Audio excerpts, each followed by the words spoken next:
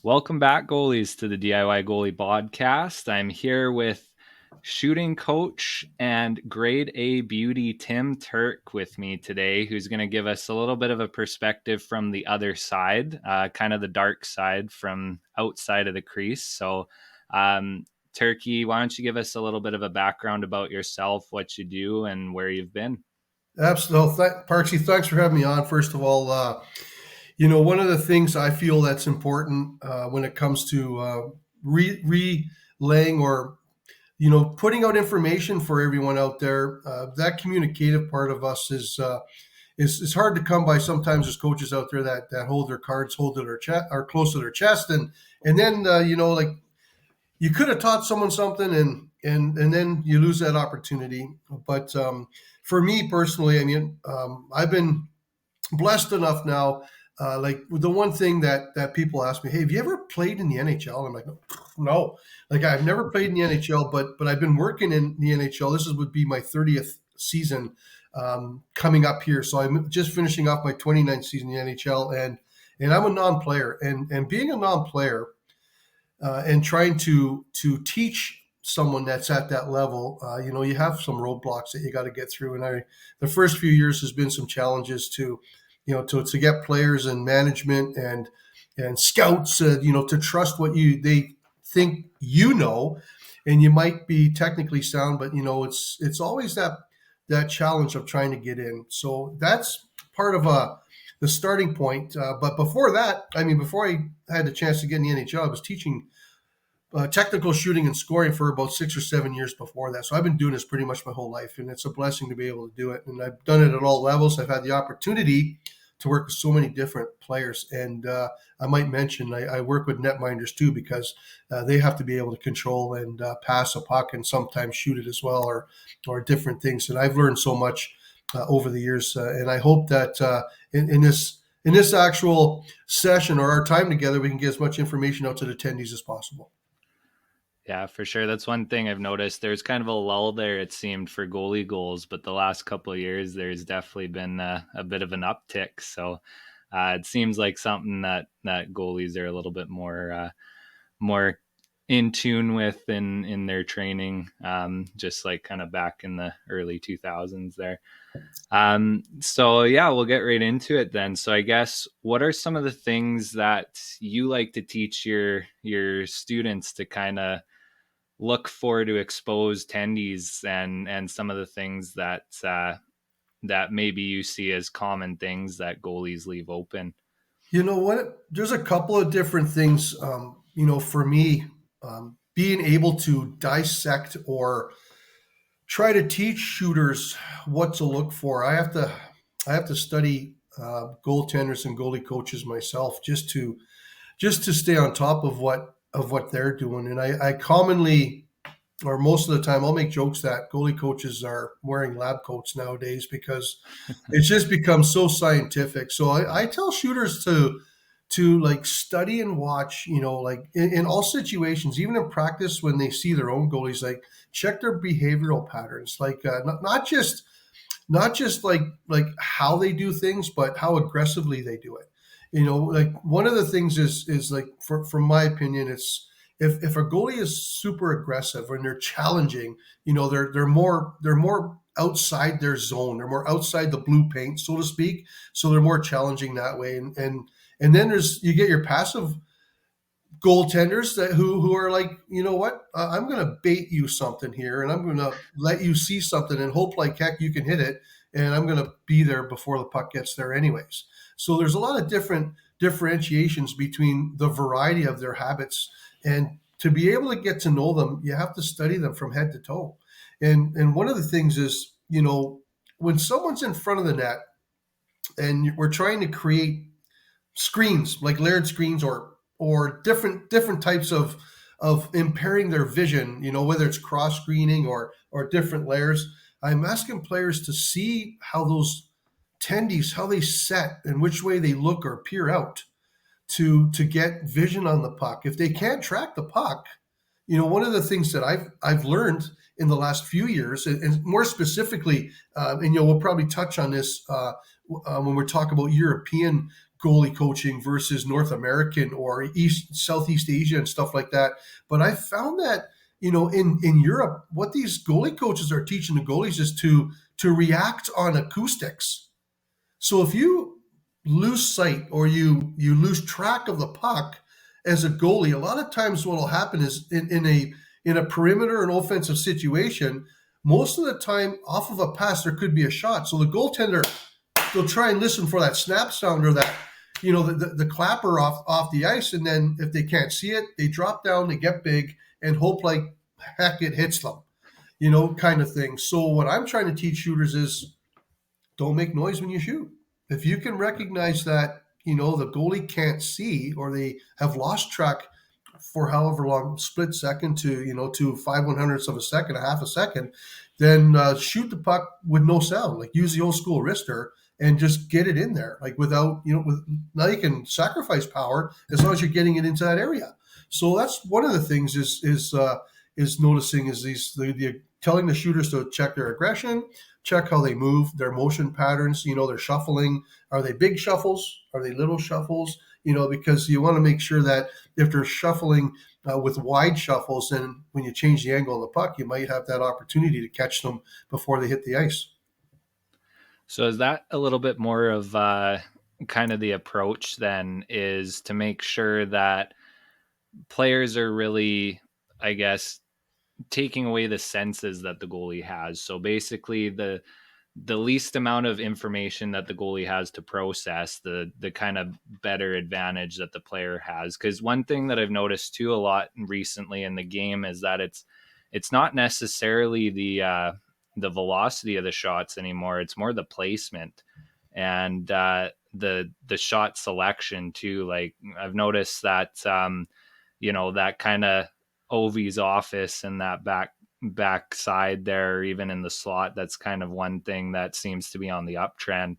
So is that kind of something then like that you guys are focusing more on, is that shot selection as well as that shot placement?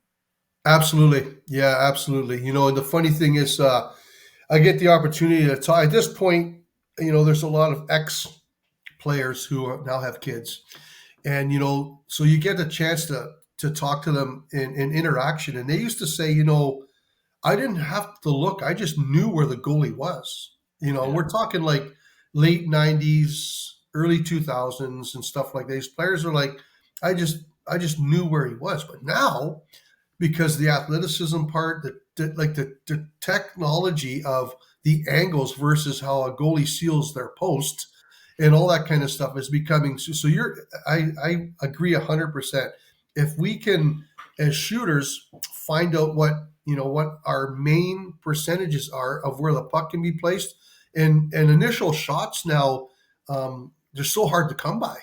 So when you get a chance to take an initial shot, if the goalie's got good coverage, now we got to place the puck, like we're talking about the placement part, where it's going to come back in a healthy area. It's because we just know where to put it. So that's something too then, is that we're looking at creating a rebound then. So not necessarily shooting to score per se when you don't have that lane, but basically to cause chaos. Because I know I don't know what the stat is recently, but there was one point where it was pretty commonplace that it was about 70% of goals in the NHL were going in off of rebounds. So from a goalie's perspective, I guess then if and this is one thing that I'm big on teaching too, is if we can control the game and kind of, not only do we make less opportunities for goals, but kind of controlling the flow of that game too. Like there's nothing worse as a player, I feel like, when you get a good cycle going, you get a shot on net and then it's a frozen puck, line change and fresh legs, and your momentum kind of stalls a little bit. So is that something that you kind of see in the higher level goalies that they're doing successfully, that kind of helps to thwart what you guys are teaching to your players? Yes, absolutely. One of the takeaways here, and this is something that I should probably not tell you guys, but one of the things that I would say would be a trigger point for goalies to look for is we talk about percentages on location of puck and all that kind of stuff, but when a player has the ability to release the puck. Now, and let's give them 2 full seconds, which is an eternity at the NHL level and at the Yeah. minor hockey levels as well. But they get this time to release a puck, and the goaltender is patient, but they see the player's foot go up. The player lifts up a foot prior to releasing. So to me, that's a trigger where a shot's coming. As soon as a foot comes up, like it's rare that you'll find a player, unless you're Connor Bedard or some high end player, where they synchronize that action. So when a player comes in or approaching, whether it's off a pass or off a rush or a penetration, the foot comes up, puck's released, and then the foot goes back down again, and then they attack for a reaction, or they're trying to stabilize right away. But sometimes, if that shot doesn't come and the goalie's challenged, if the foot goes back down without the shot, then we know there's something else going to happen. It's not going to be a shot release. So the biggest trigger nowadays, in all the data that I've collected, is shooters are telegraphing their release by lifting a foot up, like a single leg shot. So that righty is like on his right leg, and his left foot comes up. He takes a shot, and it's kind of like the most common thing you see all around when players shoot. So they do it in games because they revert to comfort and it's habitual. Yeah, for sure. I know when I played, I was one of those goalies that I didn't even know who was shooting on me. I was just focused on the puck. And I know there's kind of a bit of a debate on that as to, what's the right way to do that. I know a lot of goalies, they like to read the release as opposed to the puck more so. And then there's goalies like me that's more puck focused. But what are some of the things then? So you mentioned the foot, but are there other kind of triggers, or I guess some techniques to look for in the release of a player to kind of get an idea of what they're doing? Because my thought on it is that a lot of players tend to try and be a little bit more deceptive, and I know he's the best player in the world, but I see McDavid do it a lot, where he does the look off, where he's looking right at the net and then passes it over and stuff like that. So is there ways that we can maybe try and pick some of that stuff up, or do you think that the deceptiveness that's kind of coming into players' games these days maybe makes that not a good idea? Well, I think I would agree with both of those. Like the first part of that is, recognizing if you're taking your eyes off the puck and trying to read timing on a release and then reacting to where the puck location is. I mean, I know NHL goalies that are doing that. Because they're taught to line up. The reason is this: whenever a player shoots a puck, if I'm a righty, I don't know how you can see it on your screen, but my right side's over here, my left side's over here. But if I'm a righty, the larger percentage of time, and I'm going to say a big large percentage, it's over 80+%. When a player releases a puck, they pull it inward before it kind of goes away. It comes into their body. So there's goalies who are somewhat adamant about learning how to line up between the body and where the puck is starting. So they'll line up in the middle because the puck's going to come into here to be shot. So they feel like they got more coverage on angles, or they got more coverage on puck trajectories and heights and stuff like that, because it's coming into here. Because the body's here, the puck's here, comes halfway in or forward, Yeah. and then that shot takes place. However, what we're trying to do, if that's what you're going to do, we're trying to get your eyes off the puck. So we want to distract you. The deception or the elevated deception comes from that actual motion pattern and what your body does. So for goalies to read something, especially in the let's like use all the minor hockey all the way up through to, it could be house league, all the way up through to AAA hockey out our way. When players do that motion pattern to take that shot, they tend to take their top hand across their body. So as they're loading up to shoot, they'll take this top hand all the way across their body, which is loading the puck, and then it's going to come back in to take the shot. So that's another trigger that the attendees can look for. As soon as, if it's a shot opportunity or you think it's going to be a shot, you'll see that load up, hand goes across the body, and then it comes back again to take the shot. So what I teach is don't do that. Like you just Yeah.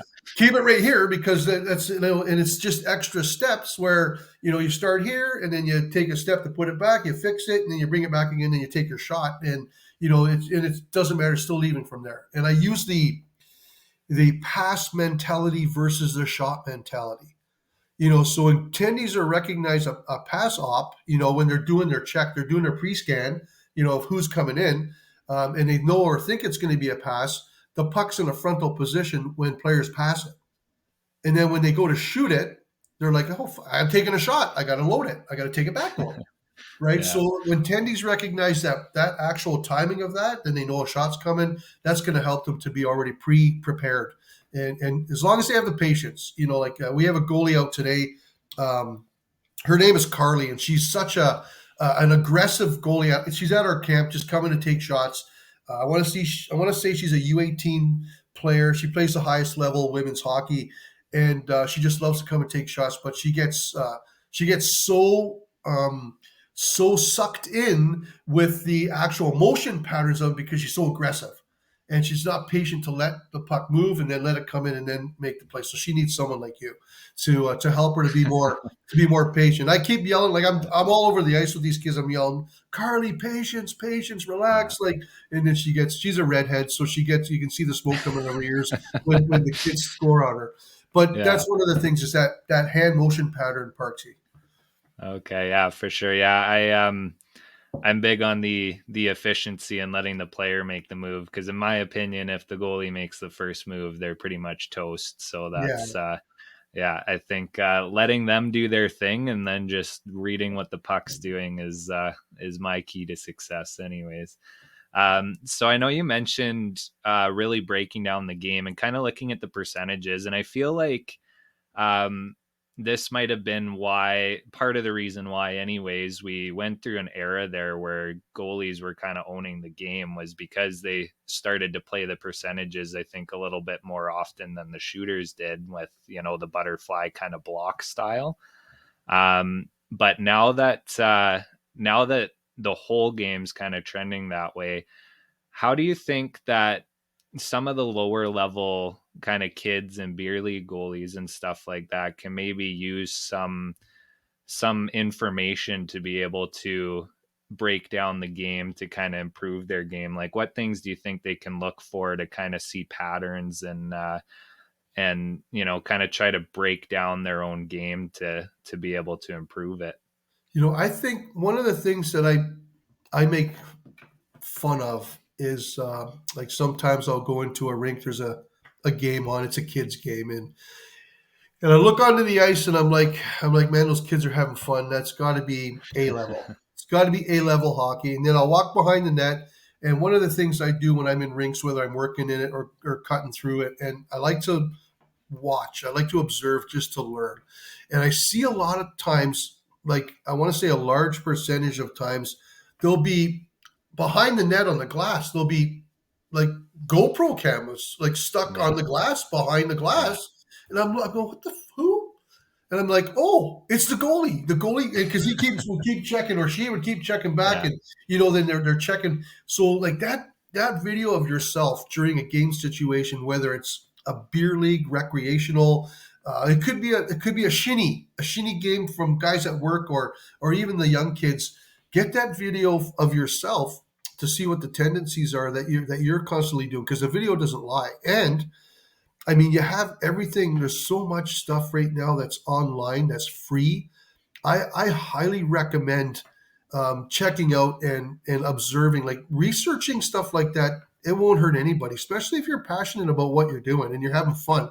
If you want to have more fun, know more. Like go Yeah. and look at some things, and then there's these.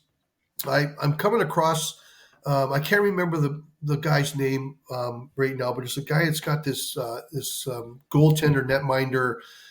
It's like a skills training kind of thing. He might be from out west, but anyways, Is so it this is what. Mark Byzantine? Yeah, so you Yeah. got to pay now, but so you got to pay for Vizzy stuff, right? So Yeah. and so those. I mean, if you're gonna purchase something and then you're passionate about, you're going to learn. So one thing that I would recommend is, yeah, watching yourself on video, breaking that stuff down on your own, and then having someone else look at it. Like send it to someone like Parksy who can visualize and look, like seriously, and and check it out. And then you can say, you don't even have to be with them. And you can say, hey, here's what I suggest. And you know what? Here's a little video of someone doing it. Or here's me telling you like what I feel you should do when you do hit the ice. So it's smart to if you're going to invest in yourself because you want to have more fun at what you're doing or you want to up your levels and improve and elevate yourself. It's still the same. You gotta find video of you and get it to people that know what they're talking about. Yeah, for sure. And that's one thing I think that's been a big game changer in our on ice goalie coaching business is we video every session and it gets uploaded to a private account. But we also we can actually do that too. So a bit of a shameless plug, but if you go to the DIYgoalie.com, we do a video breakdown. So if you want to upload your video, we can actually break it down for you guys. And I agree full heartedly. I mean, being able to actually take control of your own game and the magic really starts once you actually understand. Like I, as a goalie coach, my goal is to get my goalies to basically not need me anymore. Like we run a rep, something goes wrong and they get scored on, and I look at them and they say, I dropped my glove, or I pulled my shoulders back, or whatever. And I say, yeah, let's try it again. And that's kind of the goal. And I'm sure you're in the same spot too, where a guy 100%. shoots 5 feet wide and he looks at you and he says, and I you're like, lifted up yeah, my foot, or yeah, yeah, and that's yeah, self correction. Like that's one thing that I feel a message we should send to everyone that's going to watch and listen is, self correction can only be done through feel, and when you're, but there's other ways to do it, but the best key way is to when you've been taught or you've been suggested or corrective has come your way and you make it move or something and it didn't feel the same, then you should analyze that feel and say, oh, okay, this is why I did that. Like the angle of my blocker was too much into the corner, it went into the net instead, or whatever, like the angle of that, and I need to change what that is to be able to control where I want it to go. Just as an example. So I agree 100% on that. The video does not lie. yeah. Especially in a position like goaltending where it's literally millimeters or split seconds that are the difference. So, yeah, Absolutely. no, huge there. So I guess building off of that then is that well, I know that it's kind of commonplace now, but is that something you see all the time when you're working with the higher level goalies? Are they just basically face buried in a tablet or a laptop looking through their game footage? Is that something that's pretty commonplace? Yeah, and it's all of the above, Parks. I see so many different things. So, one thing that comes to mind is, like Helly, you see how he visualizes before he's got this ritual. And that's, we'll touch on that later on, what routines you have versus your rituals and how and why they're effective. But him, and then there's one, I remember one guy way back. You ever heard of a guy named Ryan Miller? So Nope, so never heard of him. so this guy Ryan Miller, like I met him when he was coming out of the A. I was with the Sabres at the time, and I remember sitting close to his stall because the defensemen and the goalies kind of sit close together in the locker room, And I was talking to a big time veteran. His name is Teppo Numanen. I don't know if you remember Teppo Numanen. And so they were talking. He was coming to get his interviews, and Teppo's he's man, the guy's just a clown, right? So he's one of those guys. So the reporters are asking hey, it looks like hey Ryan, like it looks like when you guys are playing against the Washington Capitals and your defensive core is you look like you're on your toes. He says, I gotta be, when this player's out there and that player's out there, I gotta be on my toes because I'm not sure if the first pass is going to get out. But if Teppo's out there and Callanan's out there, then I'm relaxed because I know when they touch the puck, when we get it, it's that pass is going to be out, so I can relax. It depends on who's on the ice. So Yeah. they're relying on the actual, decor pairing and as how aggressive they need to be when the puck's in their defensive zone, even though he knows he needs to cover it everywhere. That's a dangerous game. Don't trust any defenseman, guys. Yeah, exactly. But it's Yeah. funny. Yeah, no, that's good. So, um, moving forward, then I guess when you've basically been all around the world working with players at all levels, from the youngest possible to the top levels. So what's some of the things that you may see, and this can be not just goalies, maybe players in general too, but just what are some of the differences you kind of see in different parts of the world, and how does that maybe help them be successful? Like, I know for goalies specifically, Finland seems to be a bit of a factory for goalies, and then lately too, the Russians are doing quite a bit of good solid goalie work. You look at guys like Sorokin, Vasilevsky, Shesterkin, Askarov, right? So, what do you think? Because it seems, at least from a goaltending perspective, Canada's kind of starting to fall back a little bit when it comes to the level of play that the top end goalies are putting out. So, what do you think is some of the reasons for that?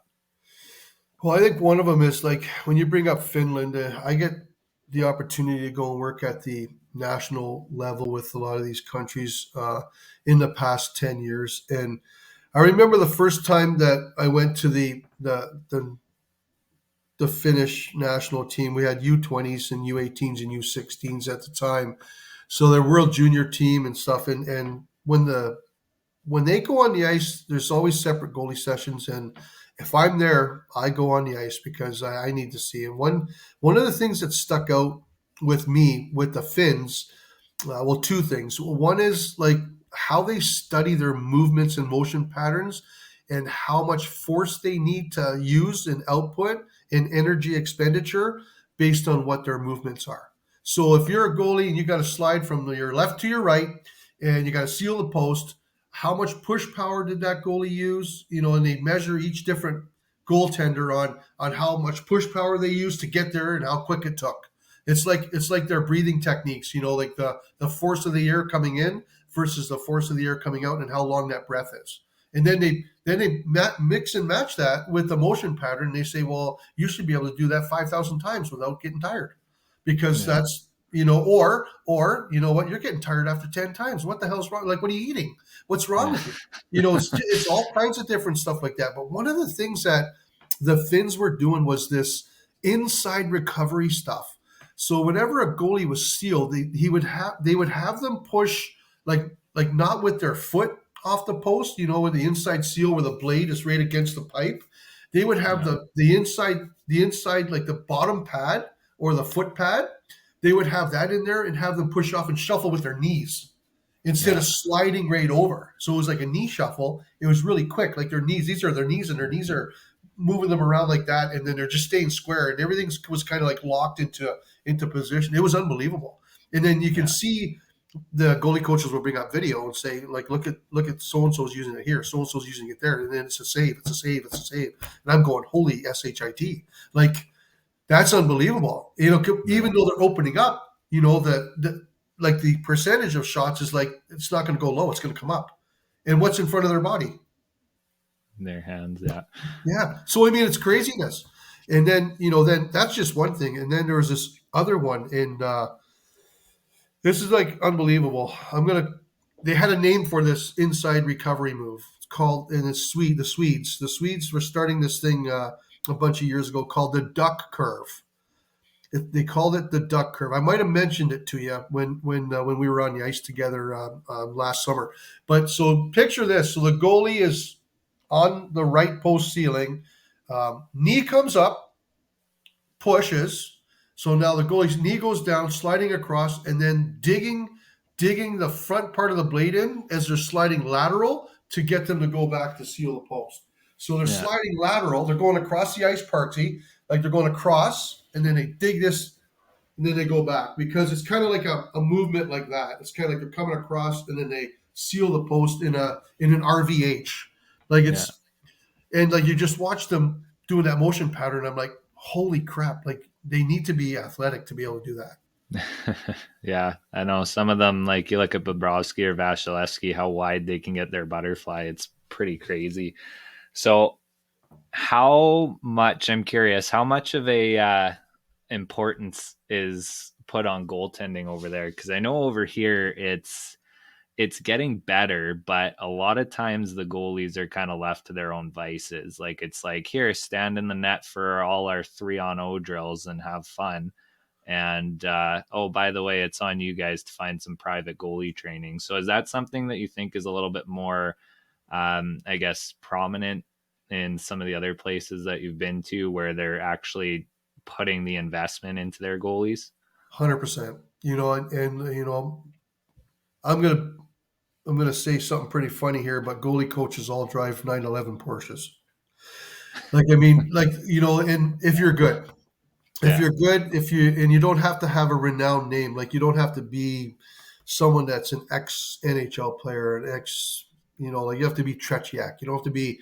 You just have to be smart and show that you know what you're talking about when it comes to like just you brought up blocking a puck versus saving a puck, and now I feel like the whole to me everything in the shot process when goalies are receiving shots, there's more of a blocking attitude than there is a saving attitude. Like I prefer to like get my body in front of it and I'll block the puck instead of trying to catch it with my mitt and make the save. Because it's just gonna, if I have my gear properly configured to my body, whenever it hits me, it's either gonna stay in there or it's gonna drop right in front of me and I'm going down to cover. Just and that's another thing. The equipment that's underneath the stuff you can't see. Goalies are like the customization that's going on under there is like it's worse than customizing a hockey stick for a player. Like Yeah. there's so much little things that are going on. Like they want bigger padding in certain areas. They want them on different angles to their chest. It's so everything just comes in like a magnet and everything magnetizes, which is unbelievable. Yeah, that's one thing I noticed when I played junior. The biggest difference I found that made my game better was using the body because it's the biggest amount of real estate that you have to cover. And realistically, by leaning your body properly, you can basically get to the post from the puck's perspective. So you can cover pretty much the whole net just using your body. And obviously, you have to do it properly. You have to lean forward and come towards that puck. But it's ridiculous the difference that it makes just in terms of coverage, but also like we talked about earlier, that rebound control. Because being able to swallow up a shot that's going top corner because you moved your shoulder over and you know swallowed it up, you got that new set of D on because your third line's stuck out there, and now all of a sudden your top pairings out there, they get it out, and now you can take a break. It's a big difference. So yeah, that's one thing take away from goalies too. If you can start leaning your body into those saves, because it just helps you get there quicker, but it's more coverage too, better rebound control. It makes a big difference. 100%. And players are starting to recognize the trajectory of the goalie. We're trying to teach players that, if you see the goalie on a certain trajectory, a certain angle, and their head is in a certain position, and it's just gonna allow you to dissect things more. However, I mean, sometimes, as I said, sometimes goalies are luring you to take that shot in those certain places and certain positions. And for me, I mean, it's a challenge. It's a very healthy challenge for me to teach a player like what needs to be done when the goalie's in a certain situation or a certain trajectory.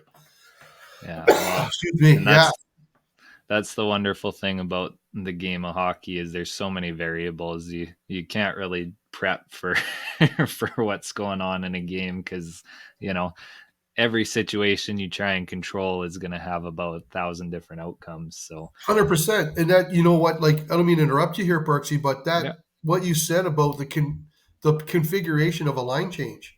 So when the goalies has to recognize what the configuration is of a new line coming out, or, like there's a an on the fly line change where the puck's over there and the first guy on the ice comes this way instead of that. You're like, what the, like, so they're positioning, and then there's a goal scored and the goalie feels like he should have had it when there's no chance that he had because of the positioning of the line change or the configuration or the situation that happened.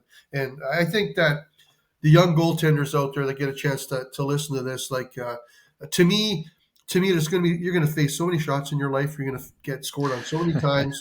There's so much stuff like try not to let it. Again, if you're a competitor, there's all these high end competitive types of A type individuals, and I'm okay with that too. But you got to move on because there's always a way that you're going to be able to stop it. Yeah, I saw something recently from I guess something Mike Smith would say was you have what is it, 30 seconds after a goal, 3 minutes after a period, and 30 minutes after a game to think about it, and that's it. So Yeah. um, yeah, so I thought that was Excuse good. me. That was one that I thought was good to hear. So, going kind of in that direction then, because I know mindset's a big thing. And, that's probably one thing you've seen one of the biggest changes in your 30 years doing this is the approach to the mental side of things and getting into the proper state of mind and all of that. So what's because you're touching on Hellebuck and his routine and rituals and stuff like that. So what's your take on how important that is and how goalies and just athletes in general can really up their game by getting into that right state of mind? Yeah, one of the things that's a huge focal point at the NHL level right now is like not just the focal point, the focus of what you need to work on um, to get an improvement or to maintain what you have. A lot of the things that I'm hearing from the strength coaches on the teams, the physiotherapists, and stuff like that is number one, like obviously look after your body. You look after your body, it'll look after you. But I'm finding that one of the things they talk about the most is how you combine your focal point, your willingness to improve, how much your sleep you're getting, your sleep patterns versus the type of nutrition that you take in. Stuff like that. It's a mix of being able to perform at the highest level when called upon, and the preparation side, getting ready for things. And it's not just, to me, it's not just, okay, hey, we're playing against Prince George Cougars. So I need to get ready this way, this way, and this way. Okay, that's different. Game prep is different from individual readiness. And a lot of these NHL teams, and there's a lot even of major junior, and it goes through the whole levels, is having someone there to remind you that you need to think positively, but you also need to have a focal point and have a short term to a long term type of planning stages for you individually that is going to help you and the team. So it's just getting ready. So the focus, sleep is huge now. Like I'm hearing coaches. I'm walking around. I'm hearing coach, hey, how much sleep did you get last night? Talking to players, like, hey, what time did you get to bed? And it's not like a stupid. It's a serious question. Like, tell me what time you hit the sack and didn't play Yeah. games or whatever. Like this video stuff that's going on and all that crap, right? Yeah. And it's true. Like, so you come in ready. You've got enough sleep that your body requires, and then you're fueling yourself properly with the proper things. Like this I was telling you, this one guy, he's out of Kelowna. His name is Adam Francilia. Have you heard of Adam Francilia? He's with that Net 360 with those guys out there. Like he has this special program for players that he goes around on season and he prepares your meals monthly for you. Yeah. Like what you require, what your body requires, because everyone's like a fingerprint when it comes to nutrition, and this is what we're going to give you that you're going to have the best performance uh, possible. And Helly goes to this guy.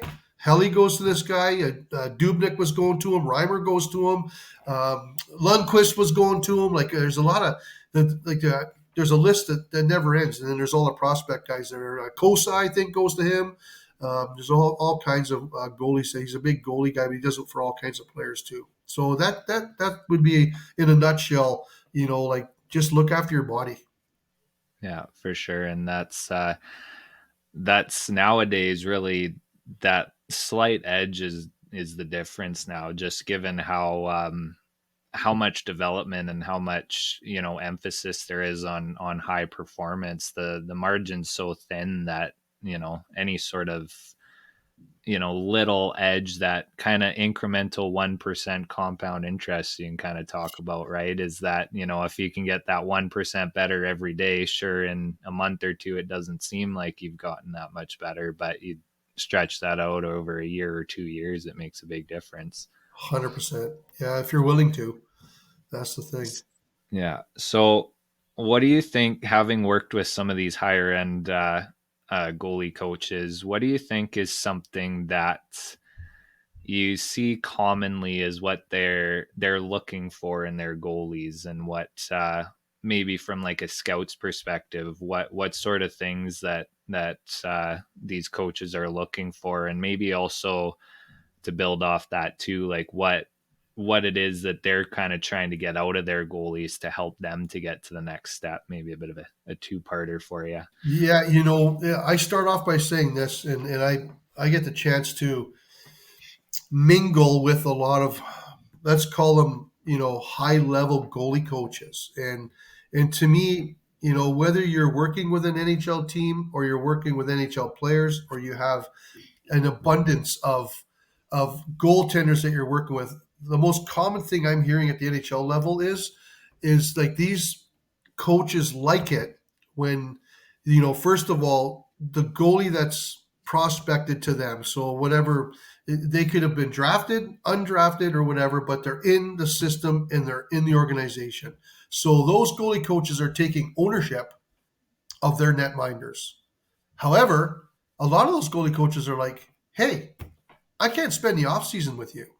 So you need to go out there and have your connection with whoever your personal goalie coach is in the off season, but you don't have to marry yourself to one separate goalie coach. They like it when their goalies, or when the goalie is seeing different types of goalie coaches, or a skating coach or a yoga coach, and what can you help me to help you with when you're coming back in the off season and we're on season? What did you learn? Teach Yeah. me. And that's an evolution that's taking place now, where goalie coaches are so open minded and getting information from their netminders based on what they're doing in the off season and who they're working with, and encourage to not just have one personal goalie coach, even though some guys are so, like, they just so take ownership of, like, there's a couple of guys out there who just like, you're only coming to me, you go to that guy, you're going to get ruined. You're going to get ruined if you go there, and there are some guys out there Yeah. that teach in an unorthodox way, but sometimes that'll teach you as a goalie coach what to teach and what not to teach. When your goalie comes back and does a certain motion pattern, or you see the angle of something, or they're reaching way out with their mitts, and you're like, what the fuck are you doing? Like, I didn't teach you that, or whatever. So there's adjustments that are made, then there's all the correctives that you can do to reestablish that connection. But those goalie coaches, what I hear is they like it when they get options, so the netminders can choose with what they want to do. Yeah, well, and that's one thing too for you goalies out there. Sometimes it's good to get a different voice, because there might be a couple things that one coach says that you like and works for you, but maybe something else that doesn't. But the way somebody else teaches it might work, and even just the way things are explained, even if it's the same message. Like, I know me personally, one of the coaches that works for me, when we talk about rotating before pushing, he calls it the 4 H's. It's head, hands, hips, and heels. And I word it as rotating top down. So your head, your body, your hips, and your feet. It's the same concept, but top down might work a little better for one goalie, whereas the 4 H's might work a little better for another goalie. So if you guys are, even if you're put in a spot where maybe you don't necessarily like a goalie coach their organization provided, or maybe you have a guy you like better or something, be a little open minded and kind of be, you know, take what you can from the situation, because everybody has their own unique perspective, and they're able to offer something that you might not have thought of, or even if you've been told it before, it makes a little bit more sense when with the way they explain it. So that's good to hear that there's kind of that shift towards more collaboration, and a little bit more of that open-mindedness, because realistically, every, and not just goalies, every athlete is unique in the way that what's going to work for them, what they respond well to, and not. And even the guys at the highest level who are the best coaches aren't going to be the best coaches for certain players. So 100% Parksy. Like sometimes what I use as an analogy, and I use this one player that I worked with for so many years. His name is Brendan Gallagher, one of my favorite players. And I remember one of the negatives that he had was that he overloaded the puck. It was going behind his body prior to taking the shot. Like a big overload. And I went up to him. And I'm like, if you want to speed up your release, you have to move the puck closer to the target. So you have to make sure the puck stays beside you, doesn't go behind you. So I can't do that. That's just the way I shoot. So F you, Coach Turkey. That's what I'm going to do. So I'm like, oh, you little. Now you. So this is a challenge. So to your explanation of how someone teaches something different in the way that the person perceives it, I'm thinking like what can I do to get this puck like up a little bit closer? I'm like, like, hey, Gally, you're not allowed to take your hand past the midway point of your body. He's like, that's easy. I can keep it right there. And he doesn't know that I just moved the puck by not even talking yeah, about the puck. So yeah. the mentality, like you said, all these athletes are like fingerprints. They accept the way we teach differently, the way we deliver differently. So it's good to be open minded for everybody.